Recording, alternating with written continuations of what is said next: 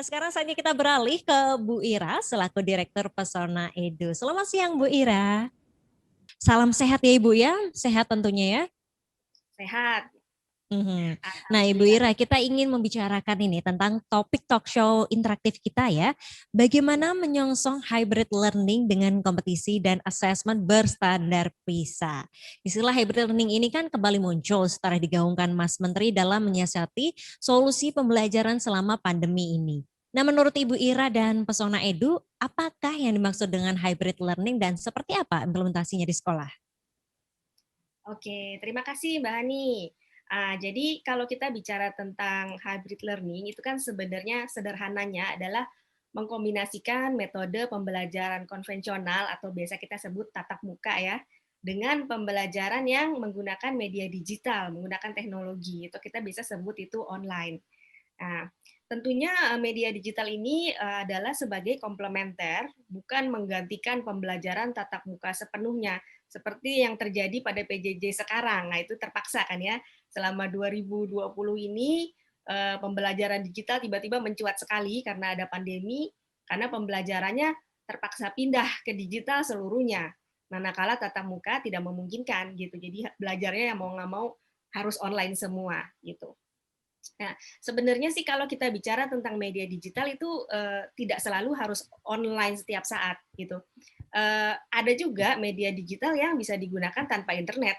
Nah, medianya digital tapi tidak perlu online. Nah, contohnya misalnya buku digital gitu, itu tidak perlu internet terus-terusan kan gitu. Nah, kita meyakini bahwa teknologi itu kan adalah sebuah keniscayaan ya Mbak Hani, terutama sekarang ini memang sudah zamannya karena generasi peserta didik kita itu kan generasi digital. Apalagi kalau yang generasi Z ya, yang lahir-lahir udah kenal digital. Nah, ya itu kan tidak akan mundur kembali, penggunaan teknologi pasti dan akan terus berkembang terus, maju terus gitu. Nah, kita juga tentu setuju bahwa keberhasilan sebuah pembelajaran itu ketika siswa itu menemukan kegembiraan dalam belajar, senang belajar, tertarik, punya rasa ingin tahu. Nah, bagaimana hal-hal tersebut bisa dihadirkan dalam pembelajaran di kelas? Nah, yang sederhananya kita bisa lihat kalau anak-anak kita sekarang, kalau dikasih buku cetak atau teks, dibanding dikasih video atau animasi, itu kan pasti mereka lebih menyukai video dan animasi ya, karena ada gambar, ada gerak, ada suara. Nah, kemudian kalau dikasih game, nah itu lebih menarik lagi, malah banyak anak yang addicted sama game. Buat mereka itu sangat menarik. Kenapa? Karena ada unsur interaktifnya. Nah, hal-hal itulah yang perlu juga kita sematkan dalam pembelajaran supaya pembelajaran itu menjadi semenarik itu di mata anak-anak gitu. Dan memang ada hal-hal yang sebenarnya mampu dihadirkan oleh media digital yang mungkin sulit untuk dihadirkan dengan cara konvensional atau mengajar di kelas dengan papan tulis biasa gitu. Misalnya dengan kehadiran simulasi interaktif. Nanti saya bisa jelaskan lebih lanjut tentang hal ini. Nah, jadi kalau menurut saya, walaupun pandemi ini sudah selesai, nanti siswa sudah kembali belajar di sekolah, hybrid learning itu pasti tetap diperlukan. Dan nah sekolah memang perlu mempersiapkan diri untuk ini. Gitu. Begitu Mbak Hani. Oke, Bu Ira, berarti yang jelas di sini ada penggunaan digital begitu ya. Tidak harus selalu online dan offline karena bahkan digital ini pun bisa diakses tanpa internet. Salah satunya melalui buku digital interaktif ini ya. Nah, Ya. kemudian bagaimana produk yang dimiliki Pesona Edu bisa membantu pelaksanaan hybrid learning di sekolah, Ibu? Ya, bicara tentang produk Pesona Edu ya. Nanti saya minta izin untuk share screen. Saya ada beberapa yang perlu ditampilkan. Oke, nah memang produk Pesona Edu sebenarnya ada bermacam-macam, termasuk kalau sekolah-sekolah pasti mengenal Pesona Edu Siplah, itu mitra pasar daring Dikbud ya, untuk pembelajaran dana BOS. Tapi kalau bicara soal hybrid learning, saya ingin highlight ke dua produk utama Pesona Edu. Nah, di sini di layar tampil ada Pesona Edu buku digital interaktif. Nah, itu produk pertama. buku digital interaktif yang merupakan konten untuk belajar.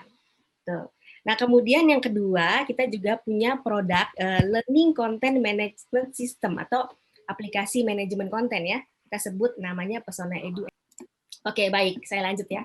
Jadi kalau di kelas itu biasanya kita ada 3 aktivitas terbesar ya, yang pertama itu kan biasanya guru mengajar atau memberikan materi pelajaran kepada siswa.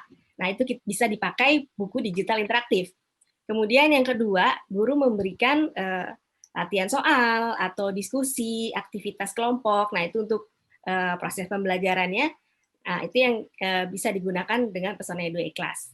Kemudian yang ketiga, guru melakukan assessment atau penilaian. Nah, nanti saya akan jelaskan satu-satu mengenai fitur-fitur yang ada di dalam Pesona Edu E-Class ini. Nah, yang pertama itu yang tadi saya sebutkan itu adalah buku interaktif Pesona Edu yang merupakan konten untuk belajar. Nah, ini saya langsung tuh, sorry. Nah, jadi ini buku interaktif ini adalah hasil kerjasama kita dengan berbagai penerbit, baik di Indonesia maupun di internasional ya, kita ada bekerja sama juga dengan beberapa penerbit luar. Jadi konsepnya itu adalah menggabungkan buku dengan simulasi interaktif yang Pesona Edu punya. Gitu. Jadi kalau ada buku dari penerbit, kalau buku digital biasanya kan hanya PDF saja. Nah, di sini kita sematkan simulasi interaktif ke dalam buku tersebut, sehingga menjadi buku digital interaktif. Nah, untuk lebih jelasnya, saya tunjukkan saja. Saya kasih share ya. Oke, nah ini adalah, ini saya lagi buka player buku interaktif. Di sini ada cover buku tematik terpadu matematika IPA dari Mas Media. Apakah bisa terlihat? Iya, Cukup jelas terlihat ya? Bu Ira. Oke, nah ini kalau saya buka beberapa halaman. Nah, kalau buku ini contohnya buku Mas Media ya, teks dan gambar ini kita ambil persis sama dengan buku cetaknya sama gitu ya, kita jadikan digital. Nah, yang menarik adalah ketika pada bagian tertentu kita ingin nah seperti ini ya, ini halaman ini gambar yang ini ada bicara tentang sudut. Kemudian yang bawah ini langsung dari bukunya sama persis. Yang atas ini saya bisa gerakan busurnya. Ini interaktifnya. Nah, di sini bisa langsung diukur sudutnya, bisa diputar langsung dalam buku. Nah, ini kita sebut dengan buku digital interaktif generasi keempat. Artinya interaktifnya itu sudah embedded di dalam buku dan bisa langsung jalan di dalam bukunya. Kalau kurang besar ini saya bisa besarkan. Nah, di sini ada busur, ada sudut, tinggal diukur berapakah ini. Nah, ini ada pembesarnya juga kalau mau dilihat. Oke, di sini berapa ini? Misalnya saya coba masukin 39. Cek, nah, ternyata benar. Nah, kemudian saya klik soal baru. Nah, dikasih sudut yang berbeda. Nah, di sini juga jadinya ada efek random ya. Jadi latihan soal yang keluar dalam buku itu tidak selalu dengan urutan yang sama. Setiap kali ada soal baru, itu akan muncul secara acak.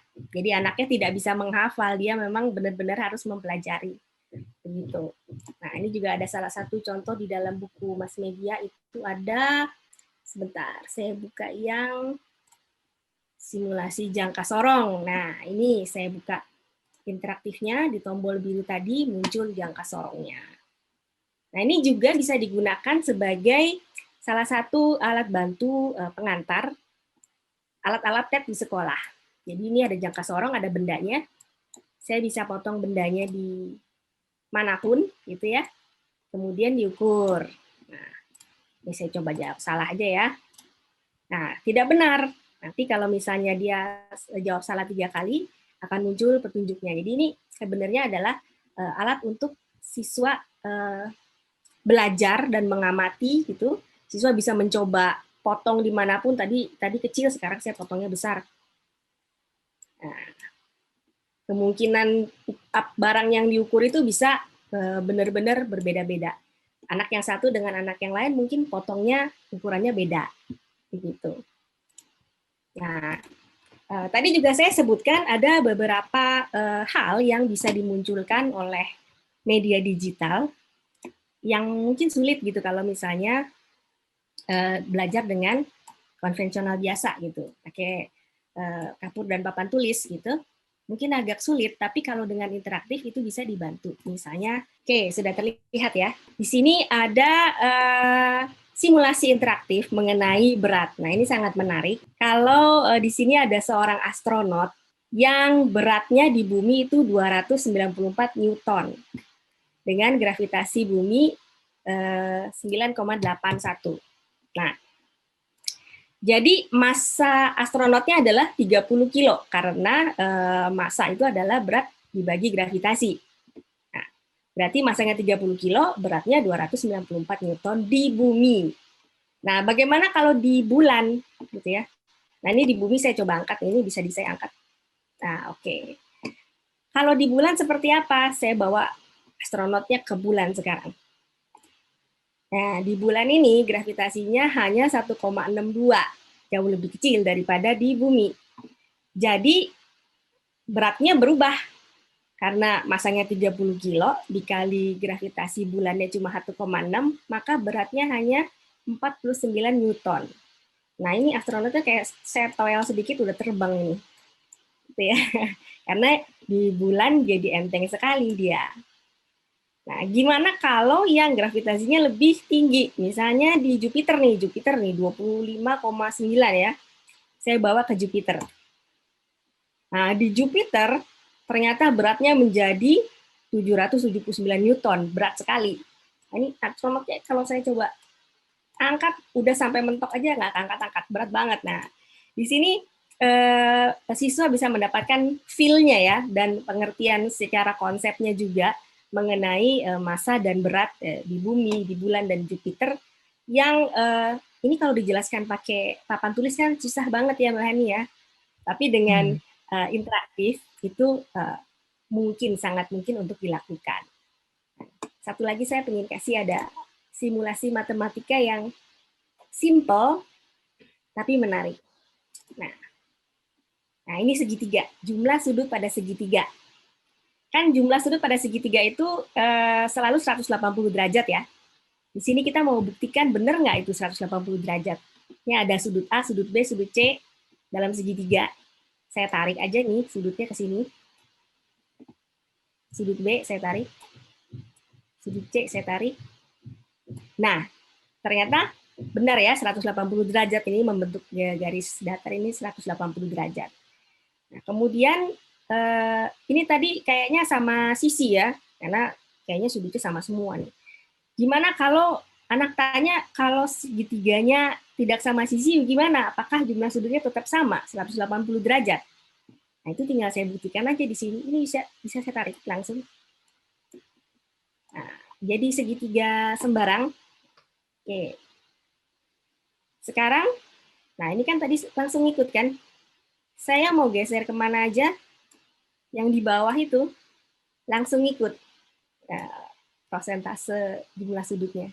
Dan jumlahnya selalu 180 derajat.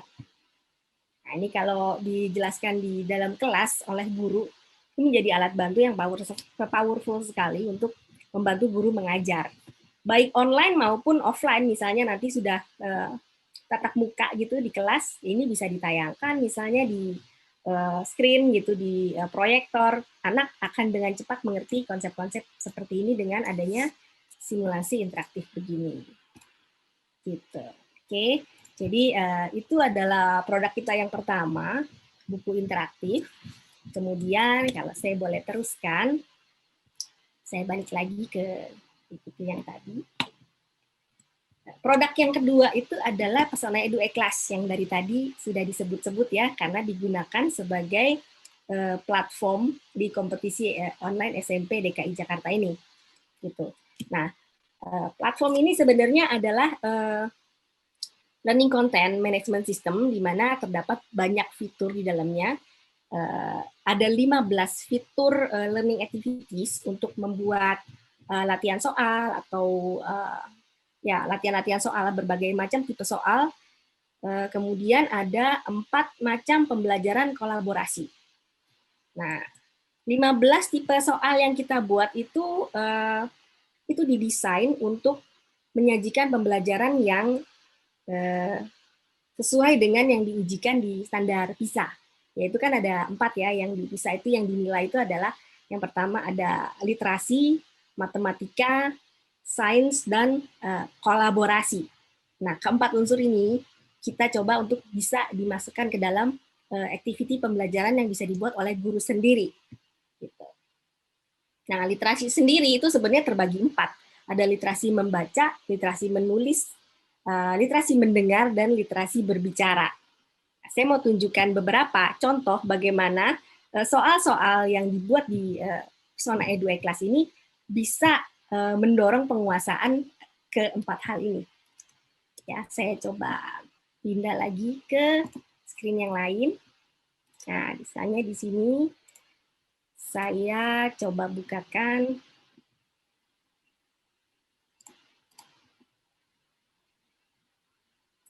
Nah, ini ada beberapa jenis. Ada contoh paket soal yang sudah dibuat ini, misalnya dibuat oleh guru di dalam Pesona Edu Kelas ya. Saya rubah menjadi tampilan siswa. Pura-puranya nih saya yang mengerjakan.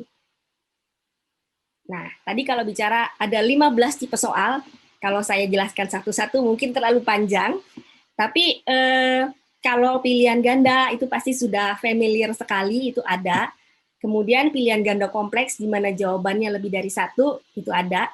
Kita punya beberapa jenis yang mungkin agak jarang seperti mencocokkan gambar atau drag and drop gambar, ini seperti ini. Jadi misalnya ini jawabannya bisa di drag ke tempat yang benar. Gitu.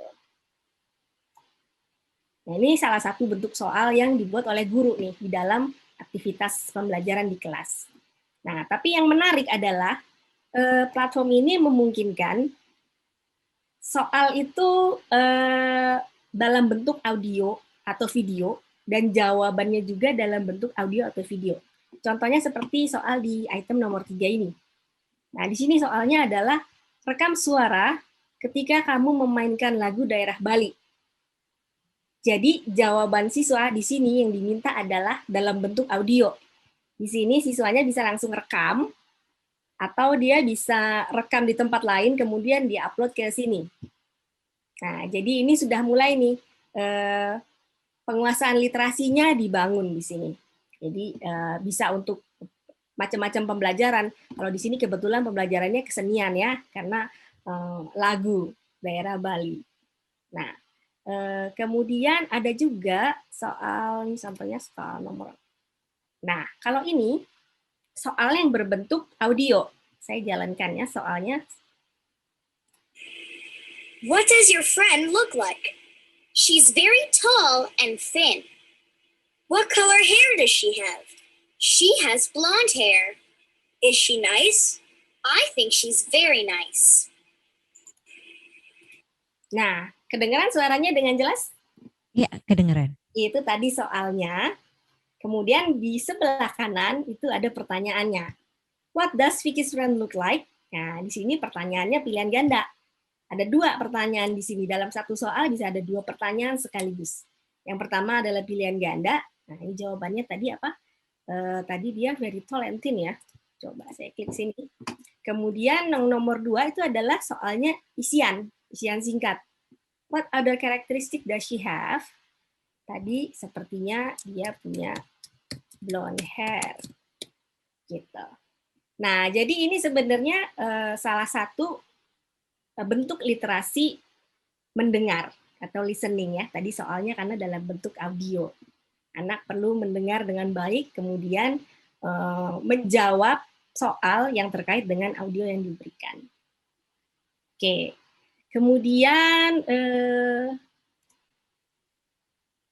nah, kalau soal di item nomor 5 ini adalah soalnya siswa diminta menjawab dalam bentuk video. Nah, tadi ada respon audio, sekarang respon video.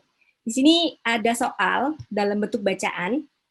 Bacalah cerita rakyat dari Aceh berjudul Mentiko Betuah.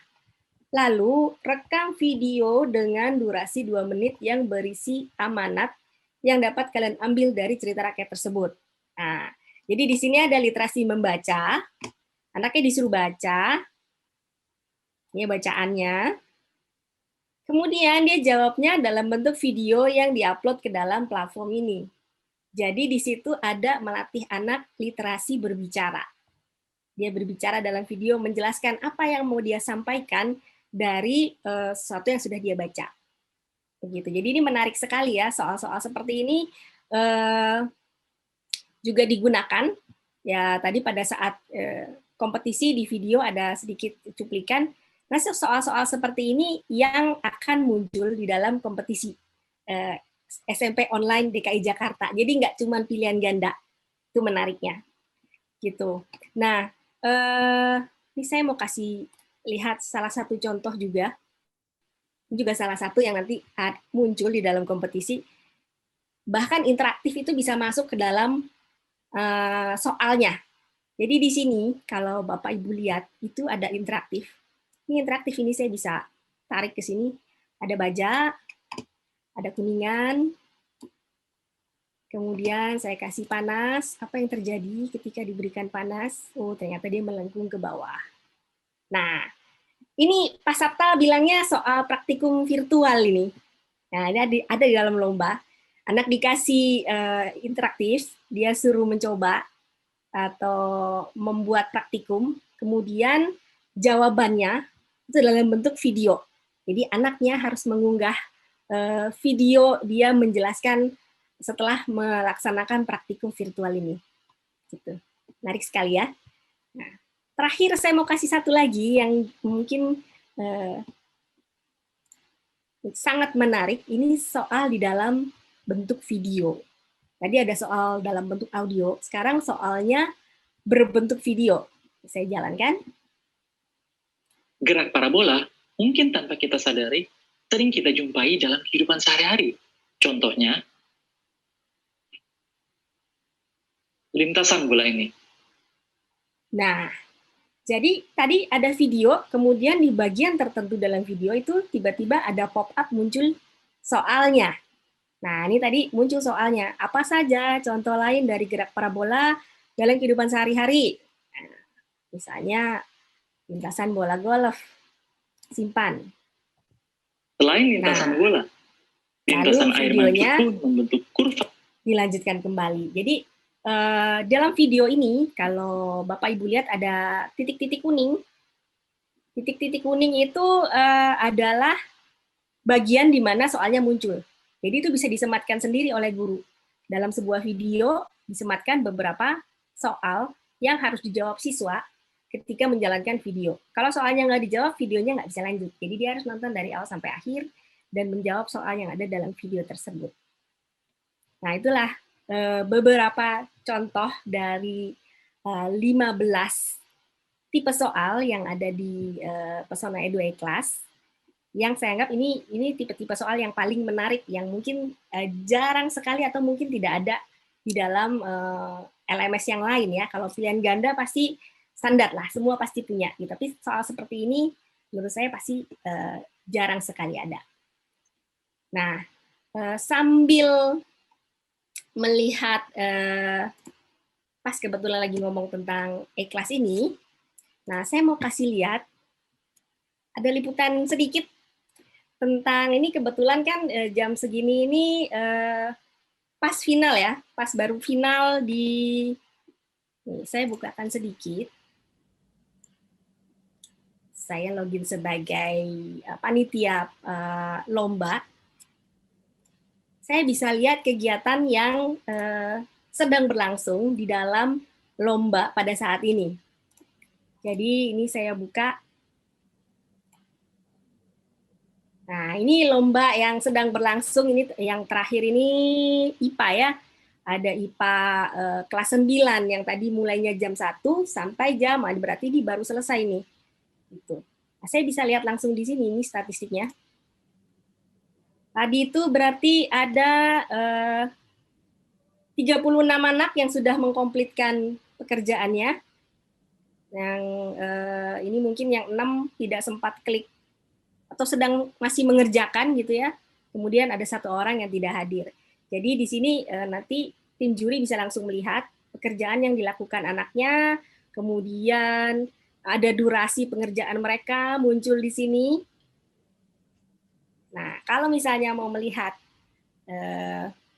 hasil jawaban, tadi saya kasih lihat soal tentang praktikum virtual gitu ya. Saya kasih lihat sedikit jawaban dari, tadi ada yang menarik. Nanti sini bisa dilihat. Nah, anak tuh nanti menjawab kemudian masuk ke platform seperti ini. Ini jawaban-jawaban dari peserta lomba tadi. Ini tadi kelas 8 ya, saya bukakan. Nah, pada saat video respons, tadi tentang virtual praktikum virtual. Oke. Assalamualaikum warahmatullahi wabarakatuh. Nah. Kali ini saya akan melakukan percobaan yang kedua, yaitu percobaan menguji zat protein di dalam makanan. Nah, ini saya mengambil 3 video yang bahan sudah makanan diunggah sapi oleh di siswa sini. dalam lomba ini. Yang pertama adalah telur sapi, dan yang ketiga adalah daging sapi. Lalu setelah itu adalah dilarutkan SO4. Setelah itu, saya kasih lihatnya sedikit saja, karena ini lombanya masih berlangsung. Tapi kurang lebih itu adalah gambaran bagaimana siswa, soal yang diberikan pada siswa dan jawaban dari siswanya kurang lebih seperti itu dalam lomba ini. Begitu. Oke. Kalau saya boleh rangkum sedikit, jadi saya kembali lagi ya ke PPT saya. Nah, jadi di dalam Pesona Edu Kelas ini sebenarnya ada banyak aspek. Selain dari latihan soal itu, di dalamnya juga bisa masuk buku interaktif yang tadi saya ceritakan. Jadi di sini guru bisa menjadi author, menyampaikan bahan ajar, membuat soal sendiri, kemudian dia publish ke siswanya untuk dikerjakan. Ini berupa tadi soal-soal itu. Kemudian setelah soal-soal itu dijawab oleh siswa, di sini ada fungsi analyze atau ada fungsi analitiknya. Gitu. Nah, ini menarik.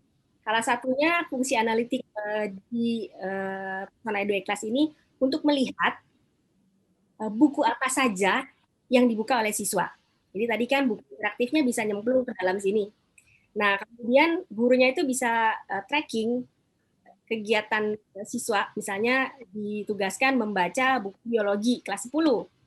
Nah, di sini nanti gurunya bisa dapat data, si Vanda ini, Vanda 0280, itu membuka buku biologi kelas 10 itu pada tanggal 28 Oktober, ini, pada jam sekian, membukanya selama 2 menit, gitu.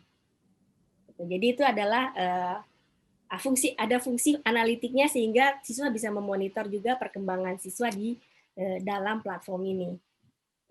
Yang terakhir saya mau sampaikan adalah kedua produk ini, baik buku interaktif maupun Pesona Edu Kelas, itu kita bekerja sama dengan berbagai penerbit. Ya, kalau buku interaktif dikerjasamanya untuk pembuatan buku teks. Nah, kalau di E-Kelas itu juga dengan penerbit kita buat bank soal. Jadi nanti aktivitas pembelajaran contoh-contoh soal seperti tadi itu dengan tim editor penerbit itu bisa dibuatkan bank soalnya. Nanti sekolah itu bisa membeli bank soal untuk dipergunakan di dalam pembelajaran sehari-hari. Gitu. Jadi yang kami harapkan adalah kedua produk ini ya, saya yakini bisa menjadi tools yang sangat powerful dan ready to use, tinggal langsung digunakan karena sudah benar-benar kita desain tinggal langsung digunakan aja oleh guru dan siswa yang bisa mendukung pelaksanaan atau implementasi hybrid learning di sekolah Bapak Ibu gitu.